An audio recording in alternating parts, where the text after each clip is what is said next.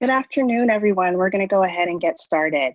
Thanks to each of you who are dropping the names of the tribes whose land you occupy into the chat. We appreciate it. Thank you so much for joining us this afternoon. We were thrilled by the number of individuals who registered for today's webinar and look forward to having a lively discussion with some of my favorite folks who are on the panel today.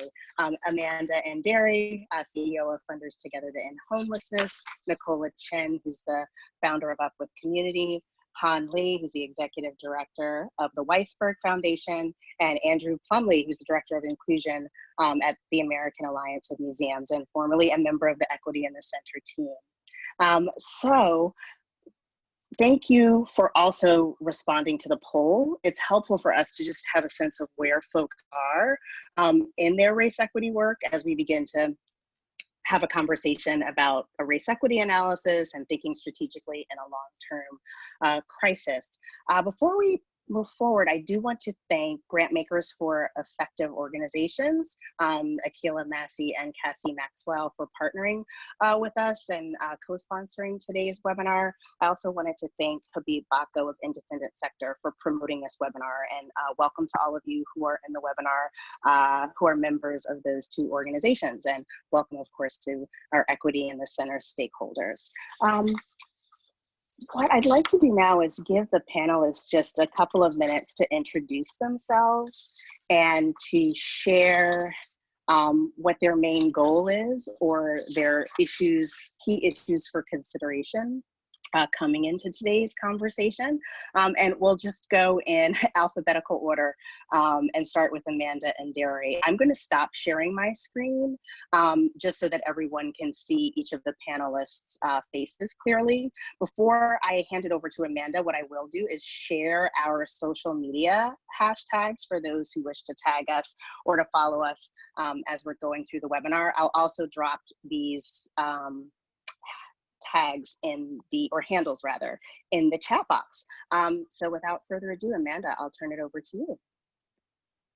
Good afternoon, everyone. Again, my name is Amanda Masiko Anderi, and I'm the CEO of Funders Together to End Homelessness.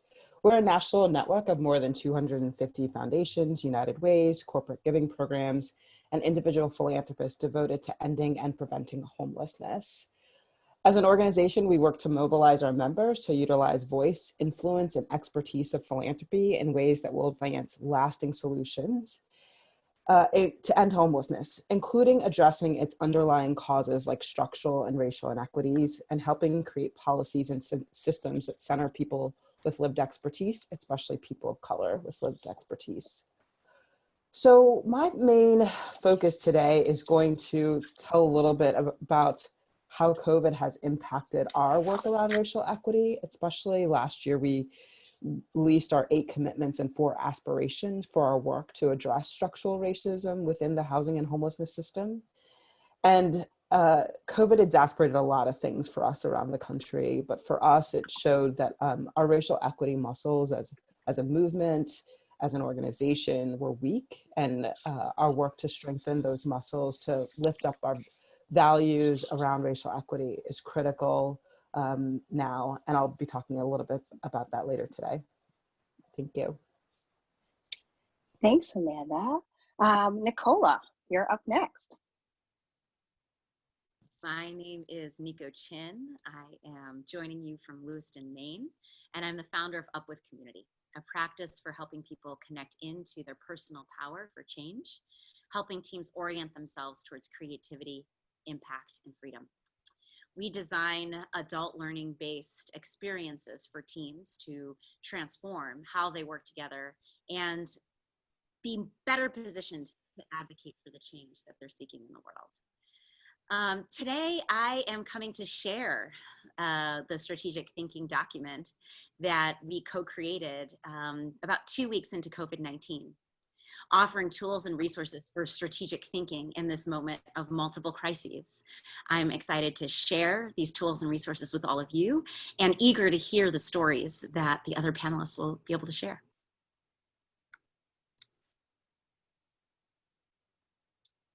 Thank you. Han? Thanks, Kay. Hi, everyone. Good morning or afternoon, wherever you are. So I'm Han Lee. I'm the Executive Director of the Weisberg Foundation. We're a small family foundation based in Arlington, Virginia. I'm zooming in from my home in Northeast DC today. A little bit about our foundation, I'll talk more later, but our vision is a world that recognizes deep inequities and actively seeks to dismantle structural racism by continuously building access, opportunity, and power so that all can thrive. And we work to advance organizations and efforts that are building power of those most negatively impacted by racism. And so I'm going to share a little bit about how the Weisberg Foundation got to that kind of foundational vision and mission, and how that process has helped us be able to respond in the way that we have to COVID and hopefully through COVID, and push philanthropy as well to operate in ways that are increasingly equitable and effective, not in this crisis, but coming out of this crisis. And my goal is for folks to be able to get a little bit of information, motivation, maybe some urgency around tapping into the power that each of us has, you know, regardless of what in our roles, in our positions, the types of organizations we sit in, the communities that we live in, to push for the really transformative change that's needed and possible right now in this moment. Thanks so much, Han. Andrew? Yes, thank you. Hi, everyone. My name is Andrew Plumlee. I'm the Director of Inclusion at the American Alliance of Museums. The Alliance's mission is to champion museums and nurture excellence in partnership with our members and allies. And the Alliance really is the American Association of Museums. So everything from African American History Museum all the way to the San Diego Zoo and everything in between. So we've got big museums like SF MoMA and the Met in our membership, and then small cultural museums and historic sites. And I've really been thinking about what this work really entails during times of crisis in a membership organization, an association that is really expansive and broad. Some folks are really new to work around equity. Some folks have been doing this for quite a while and are really embedded within community and created for, by, and of those communities. And so I'm really excited today to have a conversation around what that breadth and spectrum really means in terms of equity work and how that actually informs how we all do this collectively. Thank you. Thank you all for participating in the poll. It's helpful for us to see as panelists, and I think for everyone on the webinar, to see what the stakeholder base is of folks who are listening today. And it does look like most folks are from funders or nonprofits, with nonprofits being the biggest group, and that organizations have taken some steps on race equity. Not everyone has centered it as a critical element of their strategy, but the majority of folks have begun having conversations, participated in trainings, and around 35% have started to make changes to internal policies, practices, values, and culture. And it looks like about 134 folks, almost half, would rate themselves as being awake on the race equity cycle, with relatively fewer folks saying that they're woke or at the work stage. And I'll just give a quick description of each stage before we move on in the discussion. So awake is really diversity that's transactional in nature. So when an organization is very much focused on the representation of people of different racial backgrounds, at that point, the work is very much rooted in HR. You're focused on recruiting people of color to the organization, but the conversation hasn't really advanced to thinking about what the lived experiences of those people of color are once they become employed at the organization or outside in the larger world. The woke stage is what most people would refer to as inclusion. That's the stage when an organization is transforming its culture and policies and practices to center equity and naming the significance of a multiplicity of identities and cultures and moving away from the white dominant standard. That's the status quo in American society and inside of organizations. And woke, which isn't the last stage because it's a cycle and the process is not linear, but woke is really equity. That's the outcome which we all seek. And Equity in the Center talks about that stage of the work being characterized by an organization that has a race equity culture. So they're equally focused on centering equity and mitigating race-based disparities inside of their organization. So looking, for example, at staff engagement, compensation, promotion, retention, et cetera, as well as representation and distribution of people of color from the board down to the most junior level. But they're also playing an active role, like folks on today's panel, in their peer group and out in the community, pushing other funders and organizations to adopt policies and practices that would mitigate inequity, race-based inequity inside of their organization, but also in broader society. So I thought that context would be helpful. Before we move on to chatting among the group, I did want to share a little bit about the origin of this webinar. Several weeks ago, I did a webinar on equity and the COVID response with independent sector, and it was clear that there are a diversity of experiences and perceptions of how COVID is unfolding in the country. There are those of us who are on the panel and then on the webinar, as we can see from the poll, who have a really clear, explicit, and in some cases, a deep race equity analysis generally of how we do our work, of how society is structured, and there are others who are working to build that muscle. And I know Amanda wants to talk a little bit about that later on. But what we heard on the webinar and what I've heard in conversations with colleagues is that on the one hand, the now plentiful data on race-based disparities and the rate of fatality and infection from COVID is out there. The data is released by government agencies in most cases, though it's been analyzed by journalists. There are still people who don't see this as a representation of broader inequities, structural inequities in American society. So currently, I think the Navajo Nation has the highest rate of infection in the entire country. And then when you look at the rates of death in Chicago and Detroit, other cities that have done these analysis, Black and Latinx people are dying at disproportionate rates. On the West Coast, you have Asian and Pacific Islanders dying at disproportionate rates. So that data notwithstanding, some colleagues are having difficulty getting their organizations to name race explicitly and center race equity in their response to COVID. On the other hand, I've heard that there are organizations who see the race-based disparities and what's happening with COVID and are trying to understand how they can apply a race equity analysis to their response to COVID and support or push their organization to adopt a race equity analysis for their work generally. Because structural oppression is a standard in this country, race-based disparities are a standard in this country. There's nothing about COVID that is different per se in terms of how it is a manifestation of structural inequity in society. So we really thought this conversation would be a great opportunity for folks who have an advanced race equity analysis, who've been responding to COVID with that analysis, to share some of their experiences and take some questions about how folks who are earlier in their journey could begin to adopt some practices, and for Nicola to share sort of as we kick off her framework so that the examples that Han and Amanda and Andrew share can be organized or considered within the context of this broader framework, which is applicable not just to COVID, but to managing through crisis generally. Of the panelists, is there anything you would add to that? No? I see someone has submitted a question. Please do so through the Q&A feature, and we have folks on the back end who will help us prioritize and address questions. So we're going to pause at various points and respond to questions, and then we'll have a Q&A session at the end. In terms, someone did ask a question about the data. When the recording is distributed to all registered participants, I'll share links to anything that we reference during today's discussion. All right. So Nicola, I'm sorry.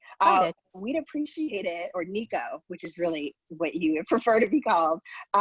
Would you mind starting by sharing some high-level context on the framework, how organizations can apply it, and just any observations you have from your current work or just looking at the sector, the funding side or the nonprofit side, as to how folks can apply the framework at this time and to their work going forward? Great, great. And Kay, if it's possible to share the link one more time in the chat, that would be great. If folks want to open up the link, I'm actually going to walk you through a bit of what the framework looks like and how we envisioned people using it. We're always curious about how people use it in the field. So if you want to take a sec to open that up, I'll start talking a little bit before we dive in. I plugged in my headphones so that I'm hoping folks can hear me a little bit better, but definitely let me know if you're having any issues with that. Thanks, Kay, appreciate it. So through Up With Community, we work and partner with organizations on their learning journeys, usually over several years. And 2 weeks into quarantine, I was sitting down with a really lovely partner who works on economic justice issues and issues of racial justice. And we were there to plan for their next board meeting that focused on how to address the crises, the multiple crises that were coming up in the communities that they serve. And just started with a simple question of, so what are you planning to tell them? And it became very clear that there was lots of information at lots of different places and positions and ways to look at it, that it was really difficult to know where to begin, how to connect the dots, and then how to move forward. And so in that conversation, we started to map out the altitudes that we use in the framework and started to think through how to connect the dots. And that was what was so important, especially early on in the crisis, and I think it is still today.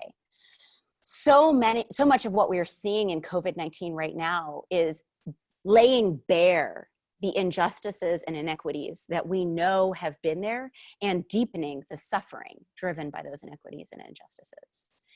And so it's our job now to build the bridges to connect the dots and tell the stories in the face of those inequities that can move us forward. And that's really what we're trying to do. If you look at the first page of the framework, we name a couple of dots and bridges that we're trying to connect right now. The first is how we really connect different types of knowledge. The emotional knowledge of moving through these crises as individuals and communities, into our bodies, into what we're seeing, and into what we're reading and analyzing in the data. Empowering folks to really seek out their own sources of data. Being in this crisis means that there are a lot of biased sources of data and data that are there to reinforce inequities and injustices, and really wanting to set people up to have their own lines of communication and information and analysis and connect with those that are trusted. And then throughout all of this work, foreground justice.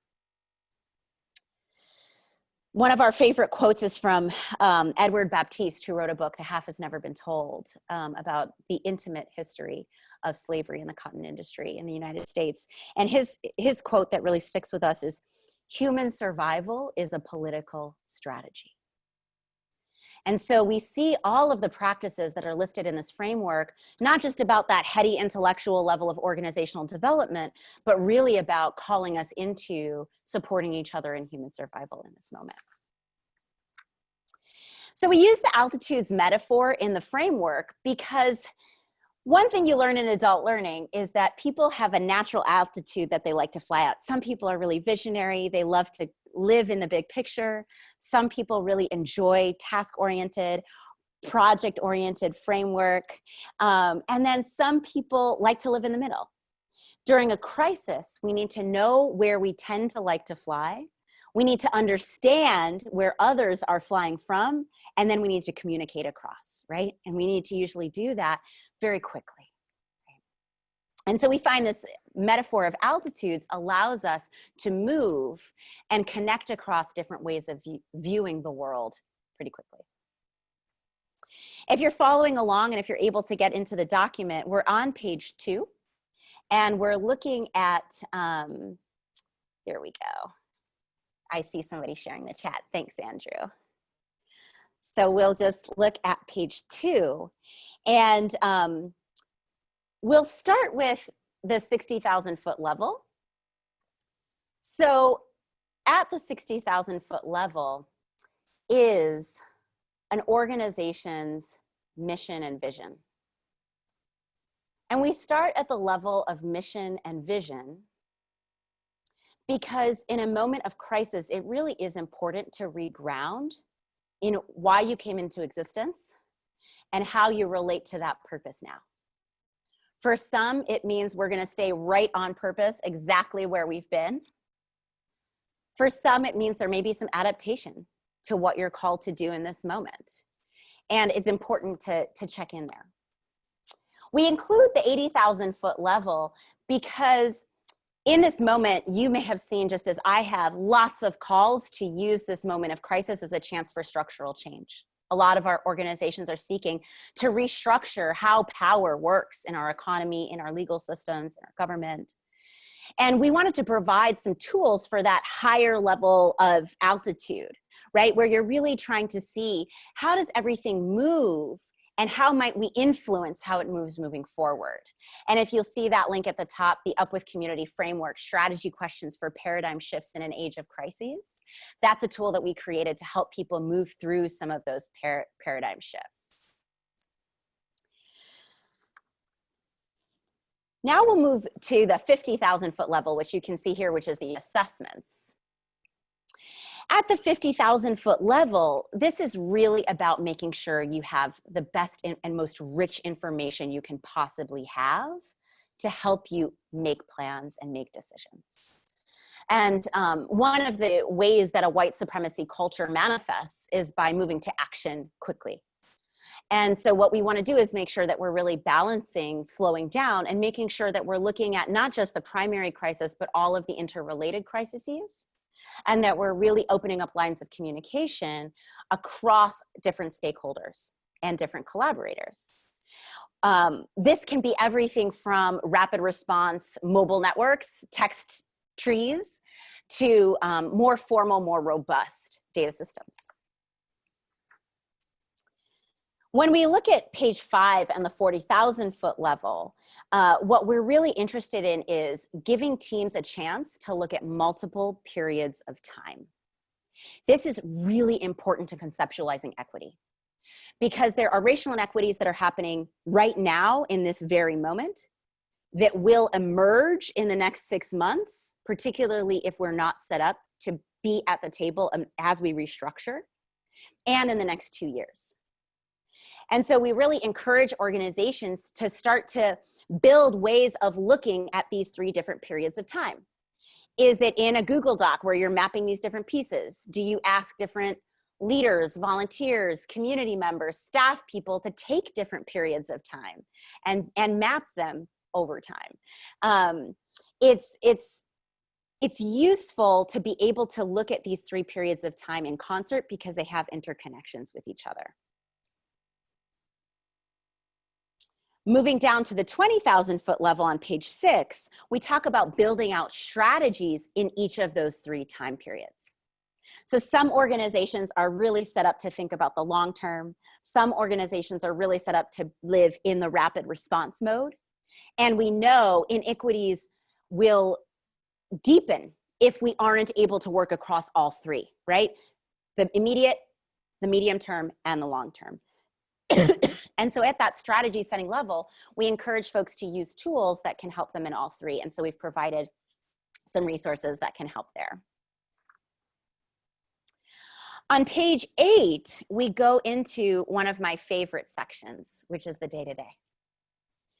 And this is a section where we really try to pull insights into the practices that can really help sustain us in this movement and in the work on race equity. There are about 6 or 7 different practices, but there's really 4 I wanted to lift up before we end this section. The first is being in our body and being in the present moment. And I know a lot of us do somatics work or seek others to help us with our bodies and being in our bodies. And it can be very difficult to be distanced from those practices. And we've put in some tools that can help there. The second I want to lift up is digesting fear and stress. So there can be self-care that helps us not feel, and there can be self-care that actually helps us move through our feelings.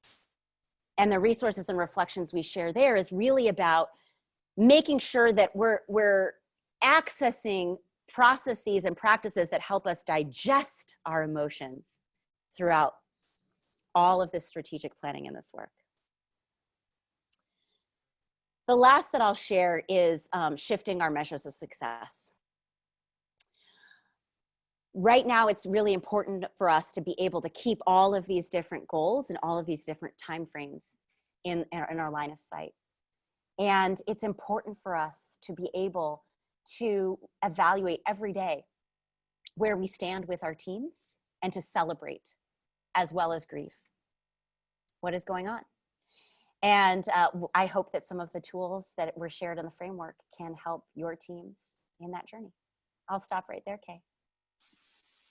Thanks so much, Nicola. And I'm sure folks have questions about that, but we're going to hold them just for the moment and transition to Amanda and have her share how Funders Together to End Homelessness has been responding to COVID. And as she is speaking, what I'm going to do is drop an article that her team published into the chat. And again, everything that we drop into the chat, and including the land acknowledgement website, as well as some additional resources, such as a Native American news outlet and a fund to which you can donate to help the Navajo people, among other Native communities, will be shared and follow up.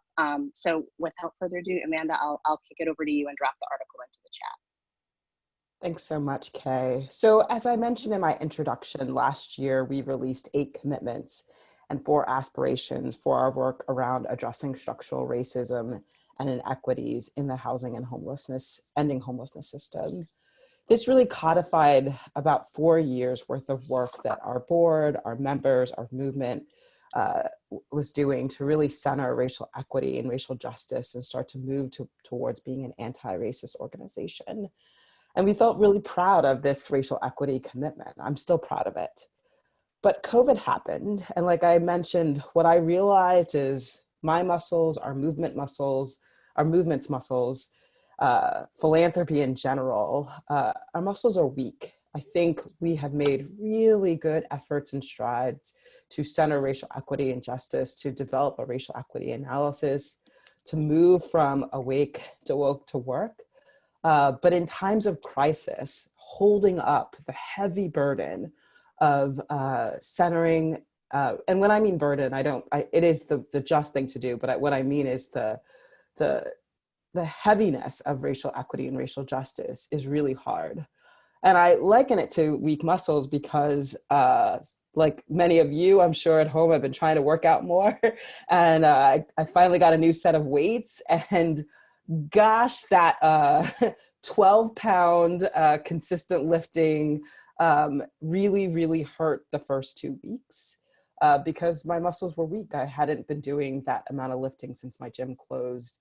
And that's where I think our movement is, and I imagine many movements are, around their racial equity analysis.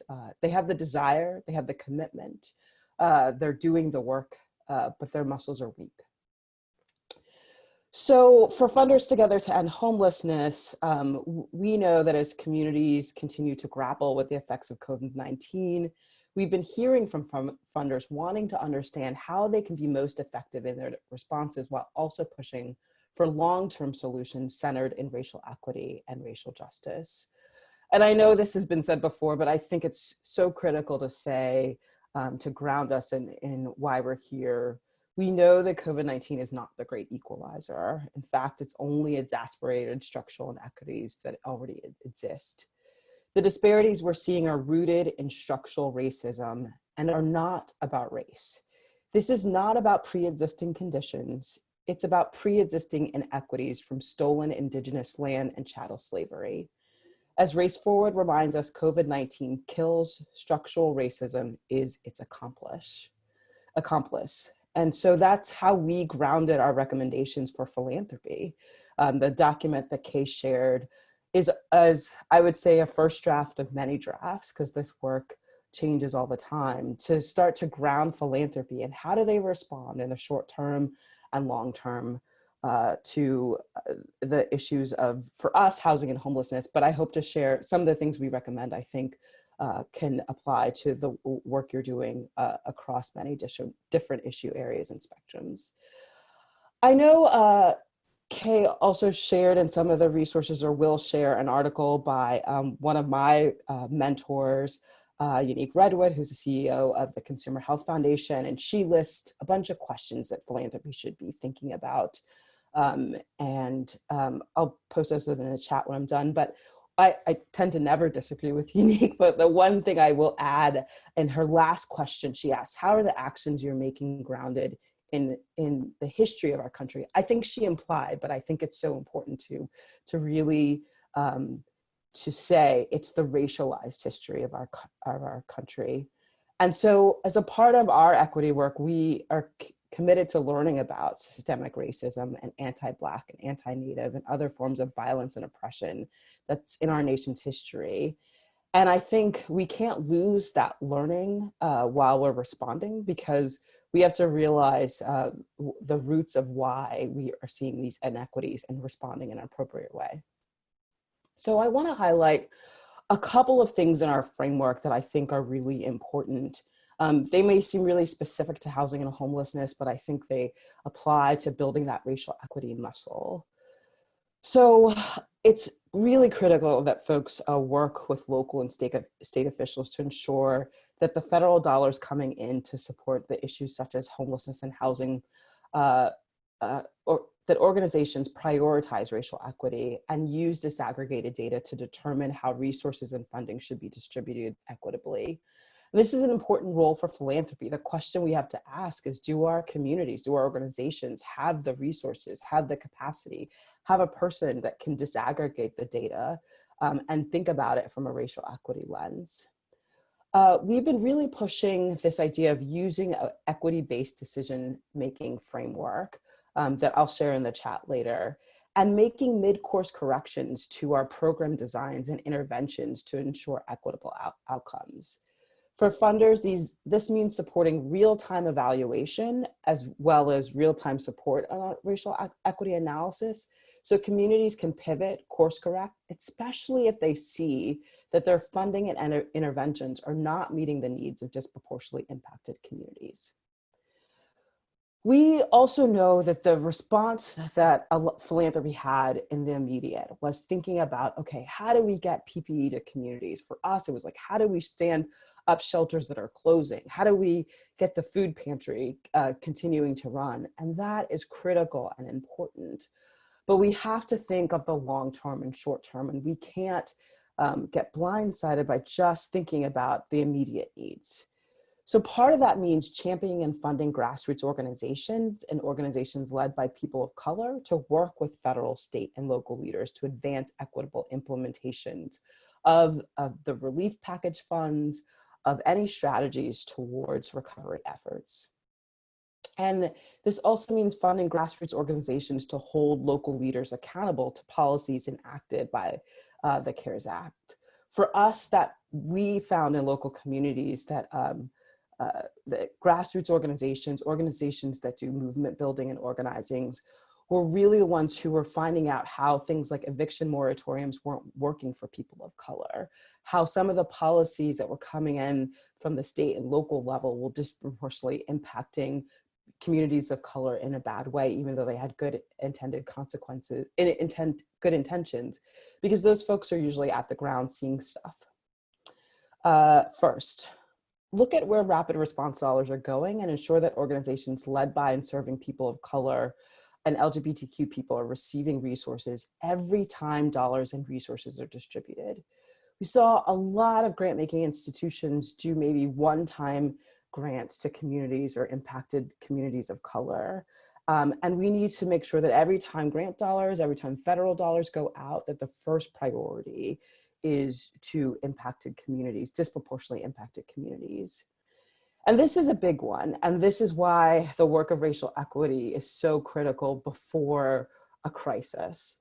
We need to examine how culturally specific organizations are not connected to mainstream organizations and policy tables, and therefore don't have access to the same mainstream resources.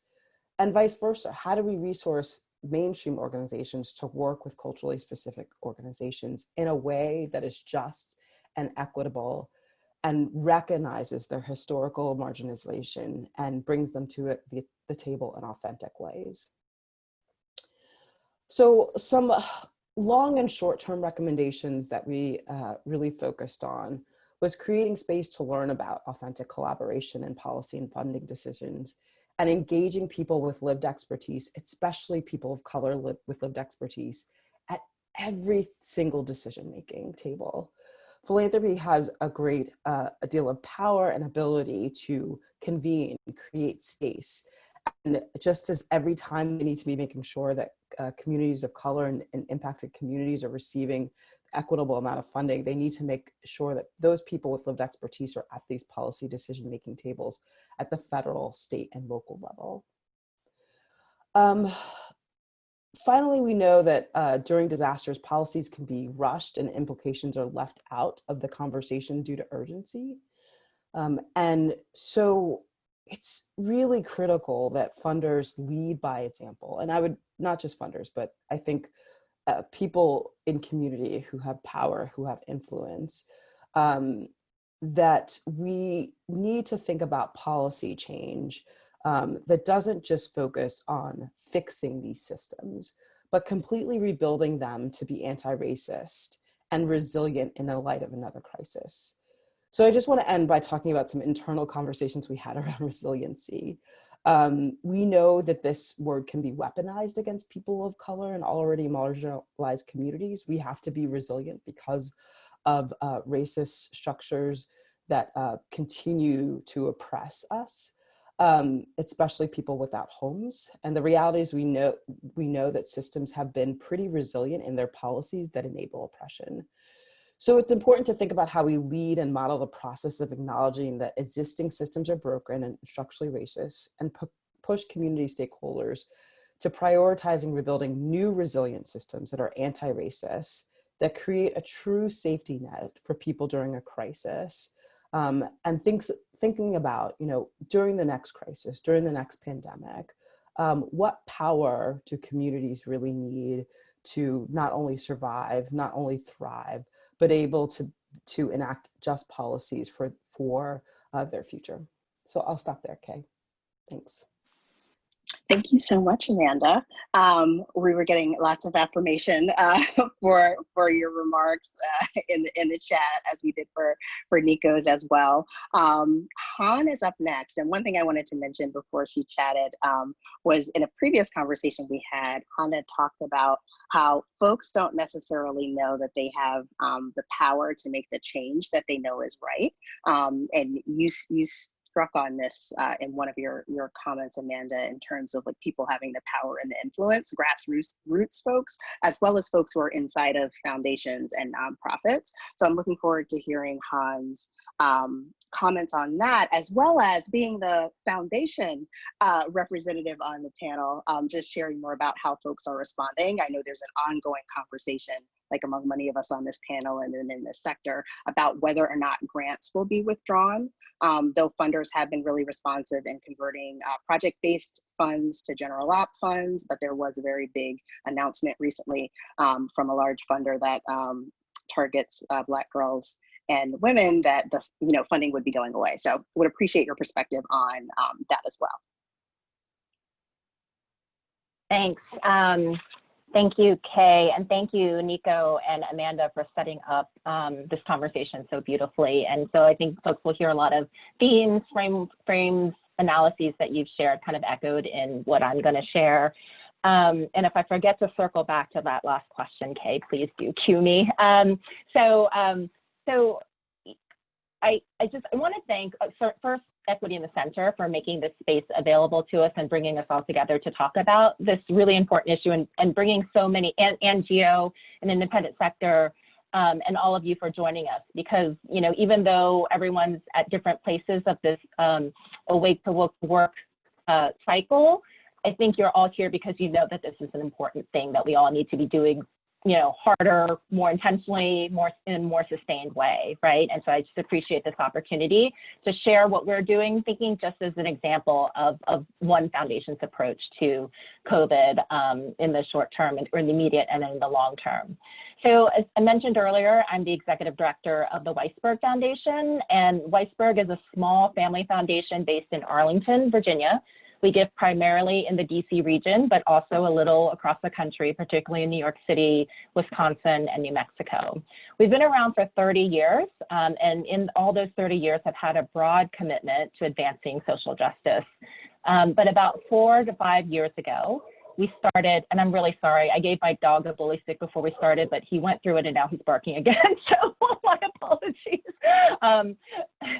About 4 to 5 years ago, we started intentionally engaging in a journey that we are still on and will continue to be on, to learn about structural racism and how it relates to what we do, everything we do, and what we care about. One of my trustees compares that learning to having the gauze lifted from our eyes, right? Finally having the analysis and language and framework and history and knowledge to do so much better than we had been doing and engage more equitably so that we could even more effectively truly advance our vision for justice, specifically racial justice. And around that time that we were started that learning journey, we also were in the midst of a major strategic planning process that led us to centering our vision and mission on racial equity because of that learning we were doing.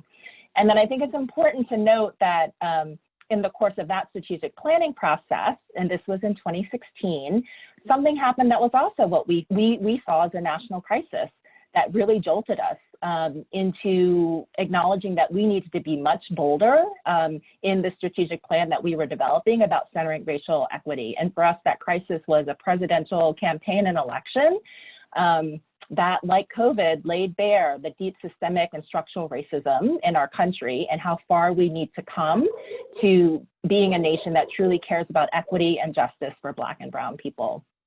So we came out of that strategic realignment process with a vision for a world I mentioned earlier that recognizes inequities and actively seeks to dismantle structural racism by continuously building access, opportunity, and power so that all can thrive. And our mission is to advance organizations and efforts that are building power of those most negatively impacted by racism. And I share all of that as context for why, when this COVID crisis hit, with this clarity and explicitness of purpose, we were able to move relatively quickly to leaning even more deeply into our vision and our mission and our values around listening and learning, building power and community, and equity and justice, and our 4 strategies, our 4 core strategies of funding, obviously, because we are a foundation, but also what we call our ABC strategies, because they're equally fundamental to what we do. And those are our strategies of amplification, building capacity, and collaboration. And especially important to us, you know, I mentioned that we all have power wherever we sit, and we're a relatively small foundation, right? So we are very intentional about leveraging all of those non-dollar resources we have to affect the change that we want to affect. So in regard to funding in response to COVID, our initial response has been to balancing both and resourcing both emergency response efforts as well as efforts to advance systems change, that ongoing systems change work for racial equity. The latter of which we normally fund.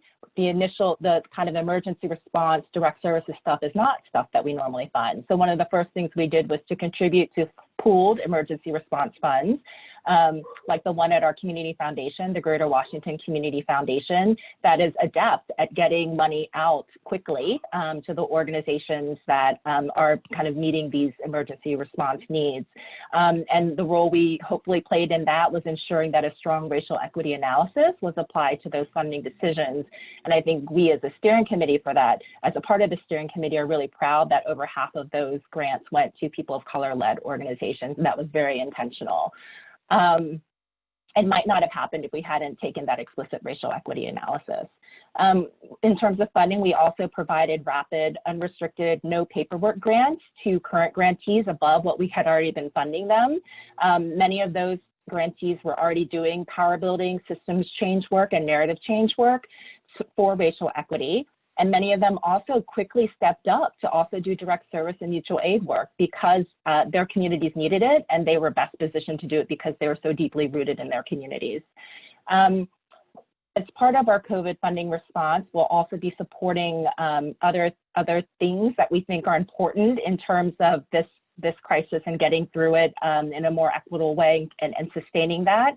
We're supporting those philanthropy infrastructure groups that we think are getting out critical information and mobilizing philanthropy to act in more equitable ways through this crisis, and have been honestly critical in the Weisberg Foundation's work and how we think about our philanthropy. So we want to make sure that we're supporting that important part of the nonprofit infrastructure. And then also national level efforts and organizations that are advancing reform of inequitable systems that this crisis lays bare. We typically don't fund national level organizations, but we obviously see, especially in a census year and a major election year, the need to do some work at the national level as well. So beyond funding, and equally important are those fundamental ABC strategies, right? So in terms of amplification, we're working on using our channels and connections on our platform to amplify issues, narratives, and the work of grantee partners and others that we feel need to be lifted up. We're building capacity, working with grantee partners to build their capacity to operate in this new environment, and of ourselves and philanthropy to be operating more equitably and effectively in and coming out of this crisis. And then in terms of collaboration, doing things like calls like this, and as much as we can with sector colleagues, grantee partners, other funders, and philanthropy infrastructure groups to ensure that the COVID response in the immediate and the long term is equitable and builds towards justice. So I wanted to share an example of how all four of those strategies, our values, are being leveraged, as NCRP would say in their Power Move Speak, to ensure that we're building, sharing, and wielding our power to have an outsized impact, right, to advance equity through this crisis.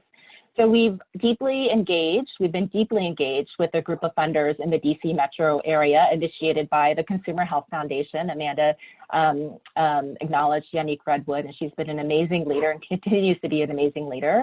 But there's a collective that she's initiated with Ruby Coles at the Diversity Fund and several regional funders to amplify that COVID-19, the crisis, is a racial justice issue, and we need to ensure that philanthropy's response is, in the short term and long term, prioritizing the power of Black, Indigenous, and other people of color.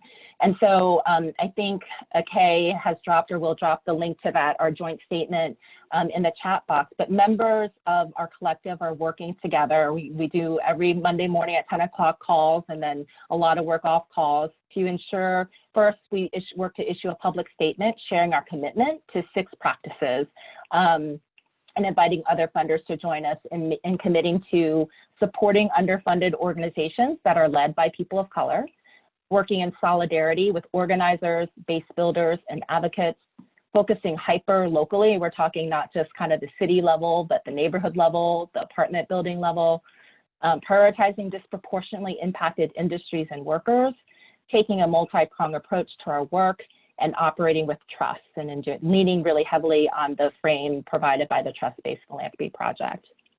And now, we are working on fleshing out a communications, education, and engagement strategy that's targeted specifically to funders, both in the region and nationally, to ensure that these commitments are not just part of our philanthropic response to the emergency response to the crisis, but that they're sustained for the long term, because that's what's really needed for the transformative change that needs to happen. So you can read that joint statement, and encourage you to stay tuned. Hopefully we're working right now on a website that's going to be kind of a place to collect all of that information, the joint statement, calls to action, the educational opportunities, and lifting up those grantee partners that we feel really need to be supported in this moment and beyond. So that's our externally kind of facing work in this crisis, and we've been very public about that because that is a part of our change strategy, right? As a small foundation, we're very public about advocating other funders to operate more equitably, but it's also important to talk about all of the internal work that we're doing, and both Nico and Amanda have spoken to this, to make that external stuff happen, including, as I mentioned earlier, the ongoing learning journey about racial equity. So one of our priorities for 2020 had already been to continue to learn about and operationalize what it means to be an anti-racist organization, and how it's everyone's responsibility, right? Not just me as the executive director, not just me as a person of color, but it's the responsibility of all of our staff members and all of our board members to learn about and hold ourselves and each other accountable to operating in intentionally anti-racist ways in everything that we do, through governance, building our board, our operations, who we're hiring as vendors, and certainly through our programming strategic work. And I'll say it is not easy. It is not that internal work. It is not easy work. If it were, we would have figured it out. We wouldn't need this call. Everyone would already be doing it, right? And so I just want to acknowledge that that work is not easy. A very smart woman named Amanda Nderi once reminded me when I was struggling with this. She said very wisely and kindly, but also firmly, like, Han, that is the work. Like, that is the work that we need to do, right? And so I'll close my remarks for now to say that we have a lot of work to do. Luckily, we have like a lot of the supports and the networks, the materials, the information, the knowledge that we need to do that work. And we just we just need to kind of be really intentional and collaborative and doing that intentionally and urgently. So I also want to circle back, Kay, to your question about kind of funding, right? The philanthropic community and kind of the outlook for funding. And I will say, I don't know, right? There's certainly a lot of calls for foundations giving above the 5%. There's a lot of, I think there's a lot of concern, not less so maybe for 2020, but more what is 2021 and 2022 going to look like for both foundations and for nonprofits. And there's a lot of advocacy happening. I'll be very honest and transparent and saying there's a lot of advocacy I'm doing with my board, right?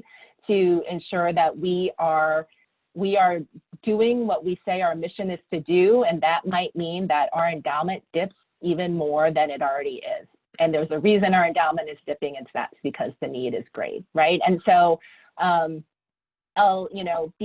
know it's a source of kind of adds a lot of uncertainty, unknown, and stress to our grantee partners, and so we will continue to advocate both within my own foundation and in the philanthropic sector to make sure that philanthropy is stepping up in this moment and realizing that this moment has a very long tail, and it's not just this the next 3 months, not just the rest of the year, but it's going to be a while, and we need to commit to that. So I look forward to hearing what questions and reflections you have, but I'll stop for now.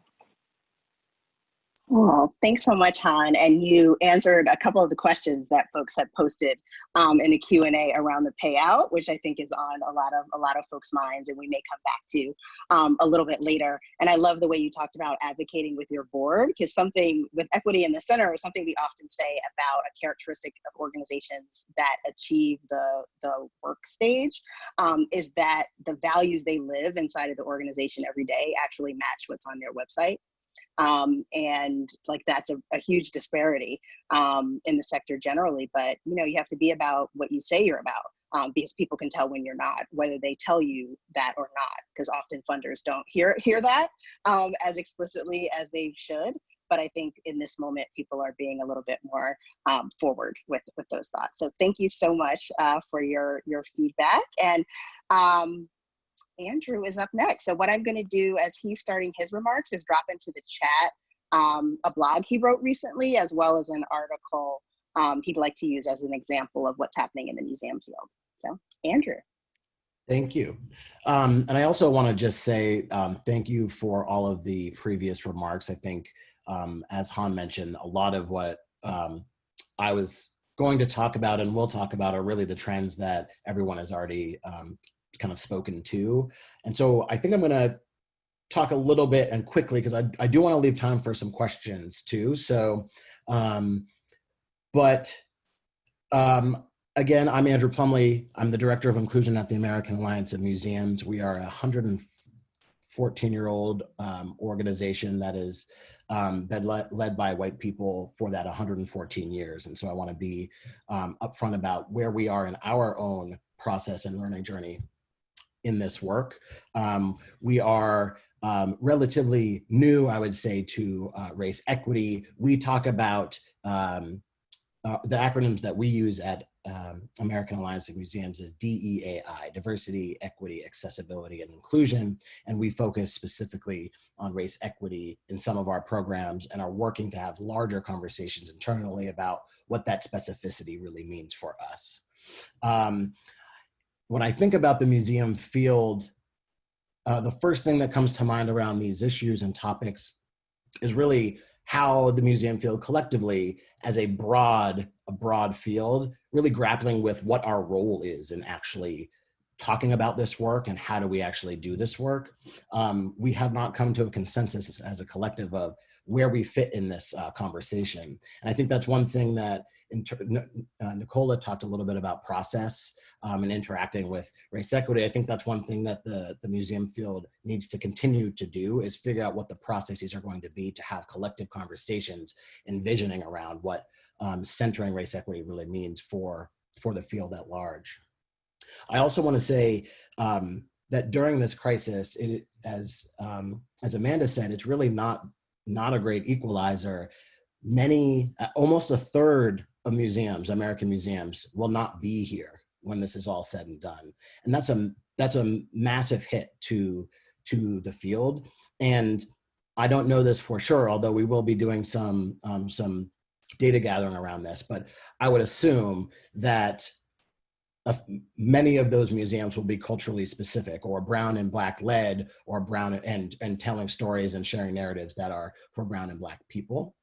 And that's because of, the business models and the scarcity mindset that we have in the museum field, and really the lack of equitable funding that the museum field has seen throughout its history.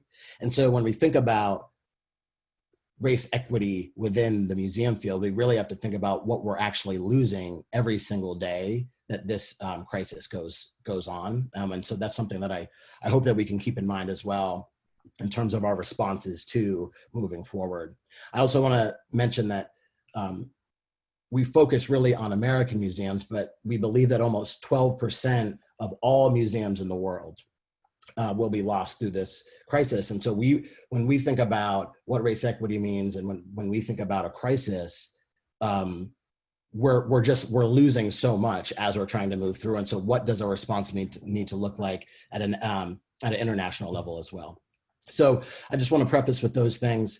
I also want to talk about some of the things that are happening within the American context in the museum field that are really essential in the work to center race equity in what we do right now. And then I want to talk about some of the internal work that AAM is doing, as well as share a little bit about our external initiatives around museum board work and the importance of that in moving this work forward as well. So right when this crisis hit, there were a few things that happened almost immediately.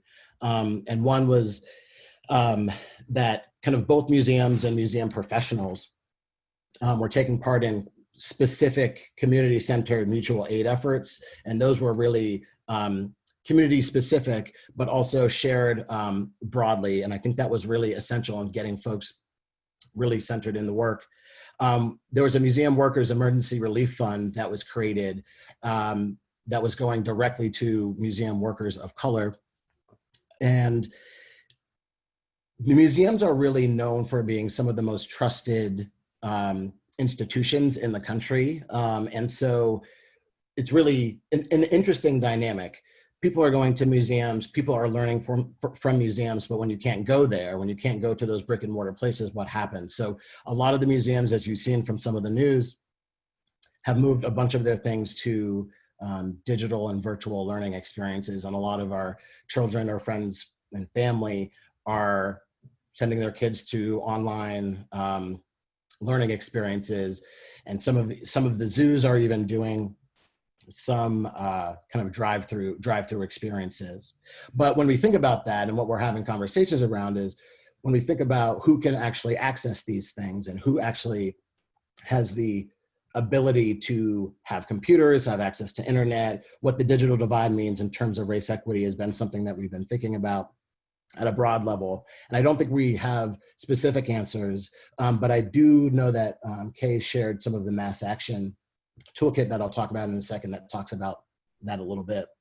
Another thing that happened right away was that the museum field really dug into the advocacy work that we needed, because in 2008, when there was a financial crisis, the museum field was left out of all of the relief package that most of the nonprofits got. And so we wanted to make sure that we were a part of that so that we could allocate those resources in an equitable way. We're working on a process for making sure that that actually happens.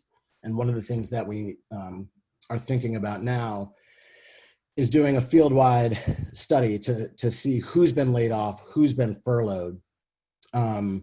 Most of the time, what we're seeing is frontline workers, security staff are the first to go. The kind of second thing to go is the educational staff within each museum. And unfortunately, all of those folks I think 84% of those folks are people of color within the field. So it's a stark reality that we have to work with them. And so that's why disaggregation of data, as a bunch of you mentioned, is really important. I want to talk a little bit about some of the things that have been happening within my Facing Change initiative, which is about 60 museums across the field that have really started to think about race equity at the board level and what shifts have to take place so that we're thinking about and responding to COVID in a way that makes sense. When COVID first hit, we were really just starting to do what I would call inclusion work, really focused at kind of culture change, bringing folks onto boards. When COVID hit, I think most of the boards realized the impact that they have in terms of decision-making that the organizations need to take. So we came up with a couple different scenarios that we were practicing with boards. Many boards have a lot of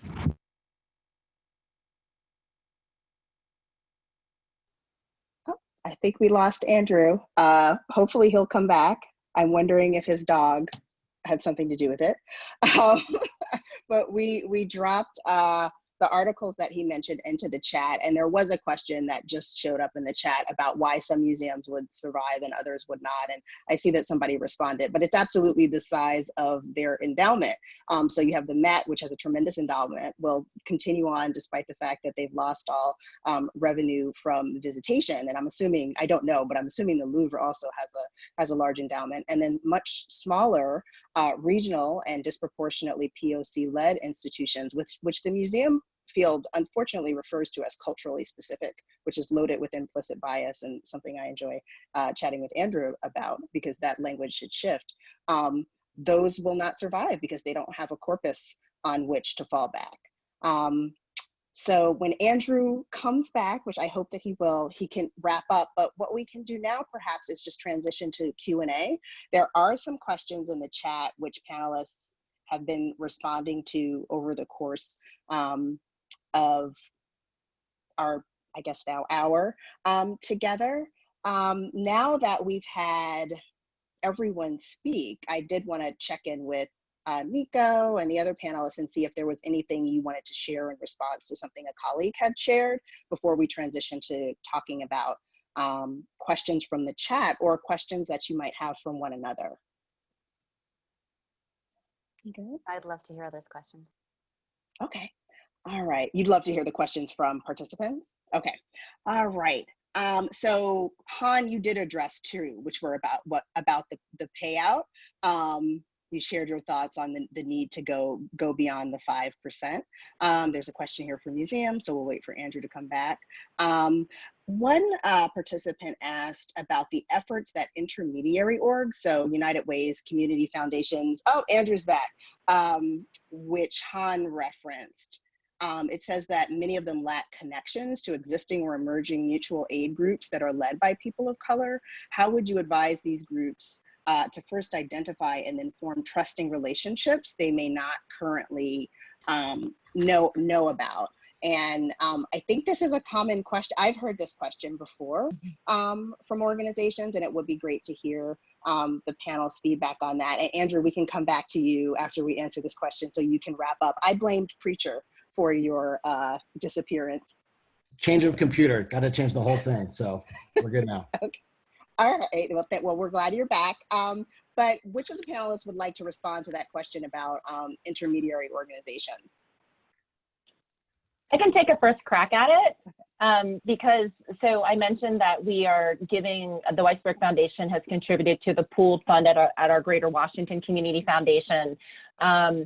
And that was very intentional. We don't have a lot. We had limited funds to give to the response, but we gave the minimum that was necessary to have a seat on the steering committee for how those grant decisions were being made, because we wanted to make sure that the smaller people of color-led organizations that might fall off the radar or not even be on the radar screen of some of the larger institutional funders or just kind of mainstream philanthropy, we wanted to make sure that they were lifted up.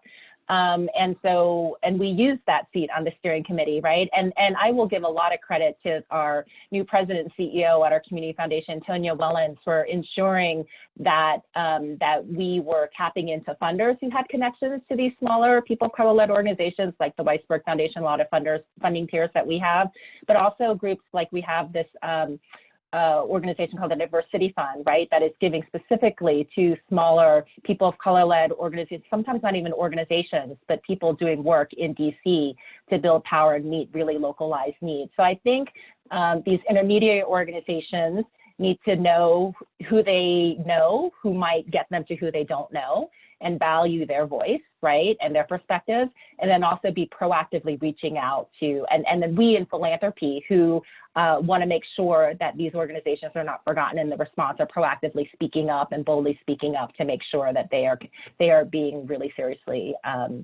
not left out of the conversations and the funding opportunities. Thank you, Han. Did anyone else have feedback on that one? I'll just say really quickly that this is where it's really important to think about people with lived expertise, particularly people of color with lived expertise in these decision-making places. When we think about participatory grant making, when we think about just how the grant process is structured, when we were doing our recommendations in several groups that were doing our recommendations for philanthropy and thinking about this, we engage people with lived expertise throughout the process because they have insights and experiences that reveal things that are usually not revealed because you don't have those same types of trusting relationships. And I would also challenge us to think about how do we not come back to the next crisis and we're asking the same question.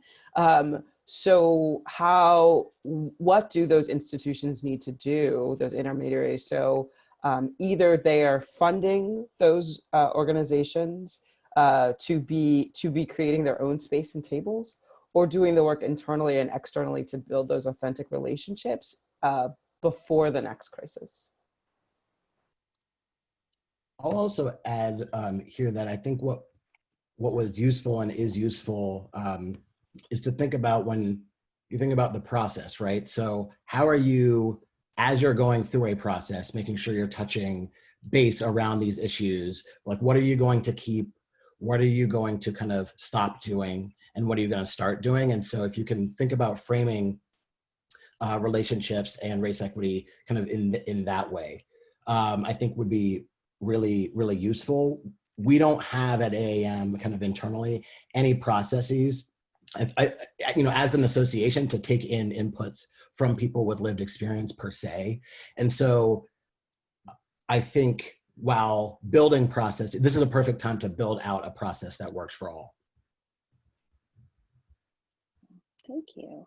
The one thing I'd add to that, which is tangentially related, but something that I think about when this question comes up about building authentic relationships between funders or large intermediaries like a United Way and POC-led, more grassroots organizations, is just the importance of, on the part of generally white-led, larger, well-resourced nonprofits and foundations, the importance of acknowledging the dynamic of implicit bias that mediates the interplay between those organizations historically. So being aware of it, naming it, and understand the importance of treating the leaders of those organizations, the communities that they serve, and the work that they do as equal in value to that of a United Way or a community foundation.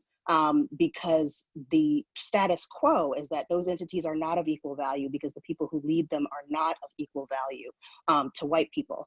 And that is a dynamic that's constantly undergirding the attempt or lack of attempts to build authentic relationships between POC-led, often grassroots organizations and white-led organizations. So that was just something I wanted to name. Andrew, you did get cut off. There are a couple of questions specific to museums. So maybe you could wrap up your time with those. Does that work? Before we transition to questions, since it's more questions because it's 1:15. So there was a question about connecting museum stakeholders who are underserved and maybe, I guess, caught up in the digital divide. So are there any efforts underway to address the gap that may exist in terms of individuals' ability to take advantage of like the, Safari every day and drive-through experiences you were talking about? And then someone asked a great question about what are some strategies for museums to be more connected with nonprofits, like the ones that are on the call today, because they could be great bridges between museums and communities and could teach museums how to listen, give authority, and make some structural changes. I'll go with that last question first. I think that's a really great idea for a couple different reasons. One is that I think the museum field can learn a lot from some of the nonprofits that are really in community and doing this work. I think one way that some of our Facing Change initiative museums, which I got cut off in talking about Facing Change, but it's really a national initiative. Some of the Facing Change initiative museums are doing exactly that, going into community and really doing some mapping around who has touch points within the community, working with religious institutions to really build authentic relationships built on kind of trust and vulnerability. One thing that I would say about museums building relationships within nonprofits and community-based nonprofits is, for lack of a better term, museums have to make sure that we're coming correct in those relationships. We oftentimes, especially white-led museums, wield a lot of power and actually don't know what the community needs. And so one of the things that I often say is go in and start to have conversations, but really do some listening around how museums can actually participate actively in community. We often are kind of in this siloed elite tower. And so I think it's important to make sure that when we are coming into spaces, we're doing a lot of listening first. Another thing I would say is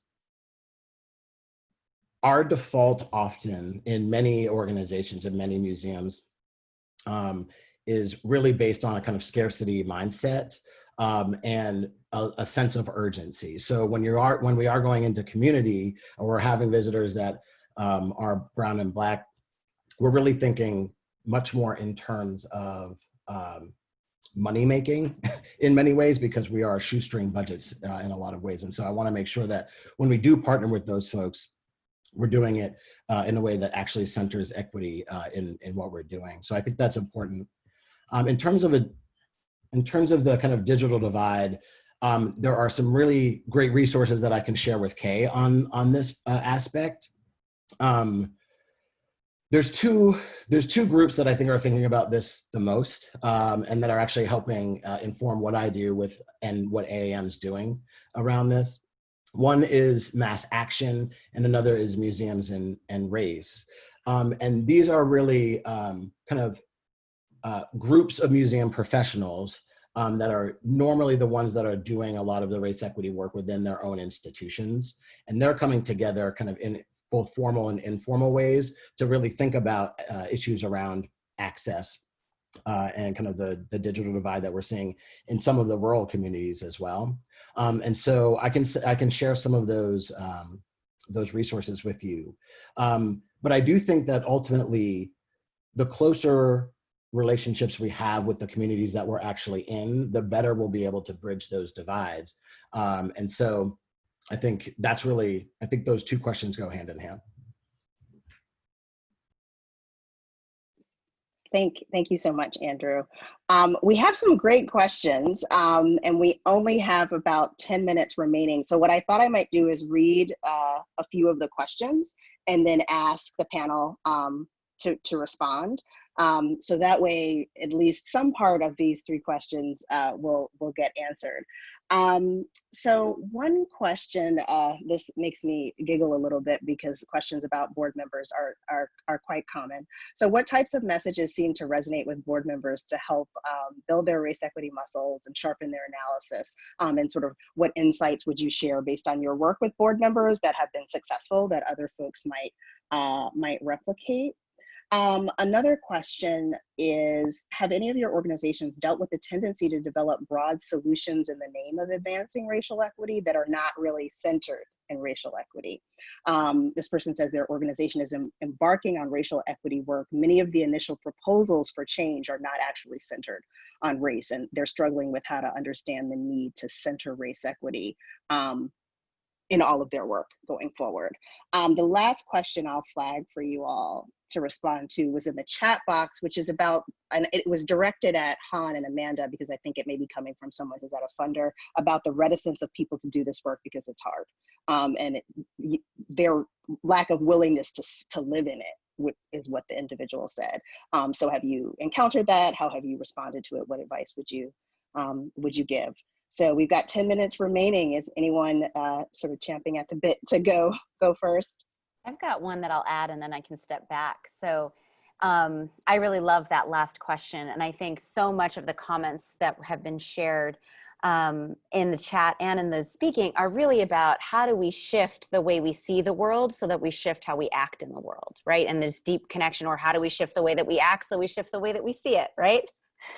And I just wanted to share the framework that we came up with on exploring paradigm shifts, because I think it's really relevant, right? Adult learning and adult learning challenges are at the heart of so many of the questions that we're asking about how we can really live into this moment. And adult learning isn't about a PhD or high, whatever, intellectualism. It's really just about, how do I come into myself? How do I become aware of how I'm moving in the world? And then how do I make a choice and take agency and power for the changes that I can be part of? And yeah, just wanted to share that. Interested to hear what others have to say. Thank you. Anyone else want to? I'll just speak about the boards for a second.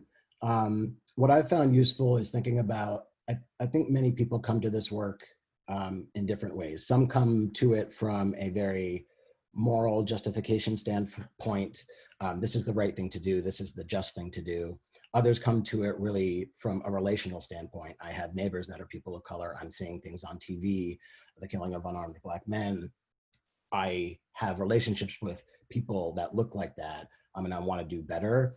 And then there's people that are very much data-driven and really want to see what inequities look like and how we're kind of moving the needle. And so I think one thing that's been useful for me to think about is making sure that when we are doing this work, we're giving the opportunity for people to enter the work however they feel most comfortable.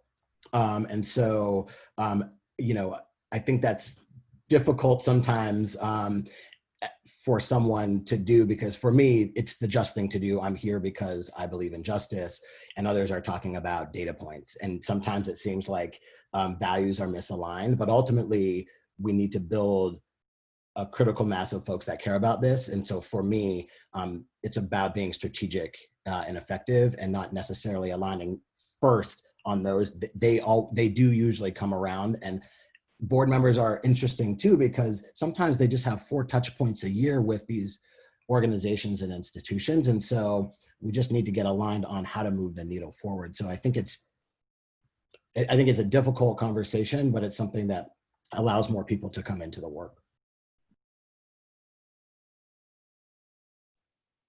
Thank you. Amanda or Han, it looks like you'd like to go. I'm happy, I think, to speak to the question about racial equity initiatives that aren't actually centered on racial equity. We get a lot of grant proposals that are like that, to be quite honest with you. And we were like, oh, and we make it a point to offer two-way feedback conversations with everyone who submits a grant application to us, right? Because we can't give you a grant, but we can give you our perspective or our honest truth about why your proposal wasn't funded. And oftentimes it's just a numbers game. We don't have enough resources to give to everyone. But oftentimes we were finding that even though we were very explicit in terms of how we were defining racial equity and how we were defining power building work as advocacy, organizing, and civic engagement, you know, in communities of color, that people would try to kind of draft or craft a proposal that they thought kind of spoke to that. And we would say, we don't, based on kind of how we're looking at this, we don't actually think you're doing racial equity work, right? You're not doing systems change, power building work. And what we found is when we spoke to development folks or program folks, they would say, we know that, right? But it's helpful to have a funder say that so we can go back to our board and say, this isn't, you know, what we're talking about or what we're trying to dress up as racial equity systems change work. It really isn't, you know, and we really need to be serious about this work, and we need to have an organizational commitment from the board through all kind of facets of our organization to really be authentic about this work and to do it in a way that's really effective. So I think sometimes, you know, asking for the honest, critical feedback from a peer or from a funder or whoever you think your board or those with the positional power and decision-making authority will listen to, and then kind of sharing that message with them in a very honest way might be some good first steps.